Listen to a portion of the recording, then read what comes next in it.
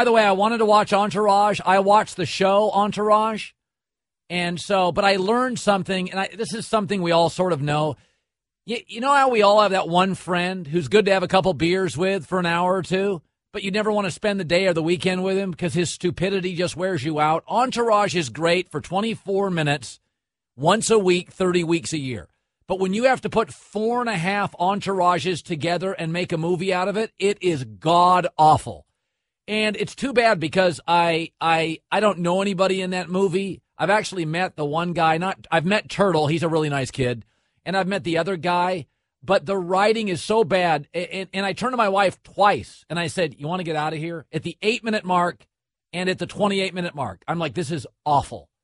And she's like, no, you wanted to go. And Jeremy Piven, the directors finally figured it out. Jeremy Piven basically was the only one talking the last 30 minutes, and it saved it from being a top 5 bad movie ever. But my problem is I made the mistake of thinking, it's like those Saturday Night Live skits they make into movies. They're funny for 4 minutes. They're not funny for 8. They're disastrous for 2 hours. Entourage is the buddy that's fun to have a beer with. You don't want to hang for a week with him. He's dumb. He drives you crazy. His stupidity will wear you out. It's good. A couple beers in. You play 9 holes. But by the back 9, he's just wearing you out. That's what Entourage was. And remember, people will go watch this because America watched Jersey Shore, and that was garbage. So, I'm a sucker. I paid for it. But I will say, I think it's one of the 4 worst movies I've ever seen. And in all 4, if you read the trailer or watch the trailer and you read the promo, they all sounded pretty good. We got Cutler, who's our voice guy today, to do a trailer kind of for the movies. So the worst movie I've ever seen is Cabin Boy. The worst movie I've ever seen, Chris Elliott, Cabin Boy. This is actually what the movie was about. Cabin Boy, 1994. A foul-mouthed finishing school graduate mistakenly winds up on an ill-fated fishing boat and faces the wrath of a crew that considers him bad luck. That sounds great. Colin, I think you're missing the premise. They sound terrible. That sounds fantastic. That sounds like Avatar to me. Okay, here's the other one I saw. This is the second worst movie I ever saw, CB4. CB4, Yeah. 1993. A rockumentary covering the rise to fame of MC Gusto, Yeah. Stab Master Arson, Yeah. and Dead Mike, members of the rap group CB4. We soon learn that these 3 are not what they seem, Nope. and don't appear to know as much about rap music as they claim. Yeah. But a lack of a musical ability in an artist never hurts sales, does it? You've just got to play the part of a rap star. Tell me that's not Gone with the Wind. That right there is Silence of the Lambs. All right, the third worst movie I ever saw was Caddyshack 2, and it sounded outstanding. Caddyshack 2, 1988.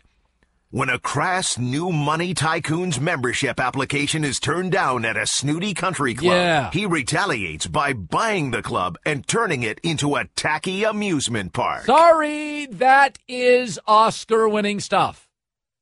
It wasn't. It was awful.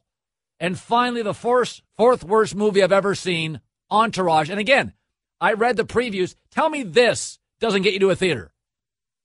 Entourage, 2015. Movie star Vincent Chase, together with his boys Eric, Turtle, and Johnny, are back. Awesome. And back in business Yeah. with super agent turned studio head Ari Gold. Super agent. On a risky project that will serve as Vince's directorial debut. Risky project? Who didn't want to watch that movie? So Cabin Boy, CB4, Caddyshack 2, and Entourage. What was the last one we had? Oh, God, yeah, this was awful. Okay, this is the fifth worst movie I've ever seen. It was Havana with Robert Redford. Tell me again, this doesn't sound great. I wasn't a sucker. It sounded great. Havana, 1990. Cuba, December 1958. The professional gambler Jack visits Havana to organize a big poker game. Yeah. On the ship, he meets Roberta and falls in love with her. She's beautiful. Shortly after they arrive in Cuba, Roberta and her Cuban husband, the revolutionary Arturo, are arrested and tortured. Jack has to make a choice between the beautiful woman who keeps putting herself in harm's way and the biggest poker game of his life. Exciting. Between the man he could be and the man he is. Top 5 stinkers of all time. Every single one of those, except CB4, sounded great. All right, the rockumentary, Pretend You're a Rapper, that's stupid. But 4 of the 5, I'm like, oh my God, I got to get to that movie. Arturo, Cuban, Poker Game, Beautiful Woman, I am in.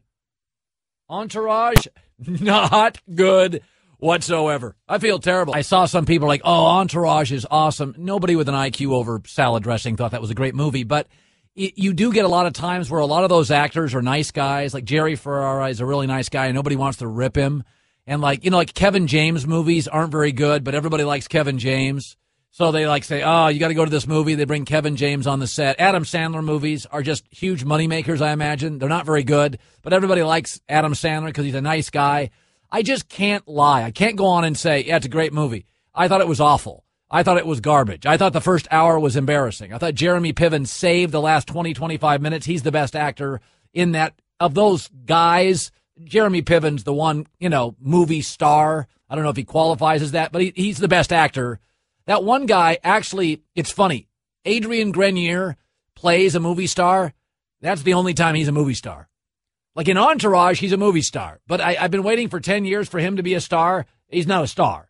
He's great looking, but he doesn't carry anything. I think he's into hybrid cars and making the world green, but he's not carrying movies. And Piven saved this movie from an absolute bottom 5 movie ever. It was basically an MTV cheesy 80s video for like 4 hours. 2 hours. It was that bad. I don't want to say that. I would like to say it was great because I think all the guys in that movie are nice people.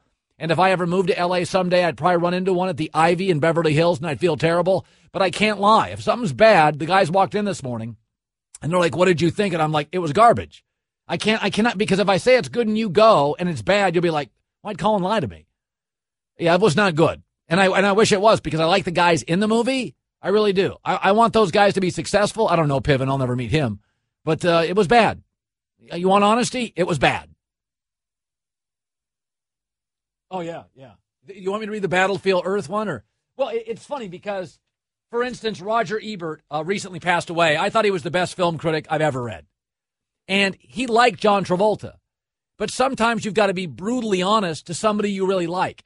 This is Roger Ebert's review of a movie called Battlefield Earth. It was a John Travolta movie. He said... He said, Battlefield Earth is like taking a bus trip with somebody who's needed a bath for a long time. It's not merely bad. It's unpleasant in a hostile way. The visuals are grubby and drab. The characters are unkempt and have rotten teeth. Breathing tubes hang from their noses like ropes of snot. The soundtrack sounds like the boom mic is being slammed against the inside of a 55-gallon drum. The plot... It's the year 3000. The race of Cyclops has conquered the earth. Humans survive in scattered bands. Soon they leave the wilderness and prowl through the ruins of theme parks in the city of Denver. Their costumes look like they were purchased from the Goodwill store on the planet Tatooine. Their civilization has mastered the hyperdrive, but not the manicure. We wonder if the art and costume departments were allowed to just run wild.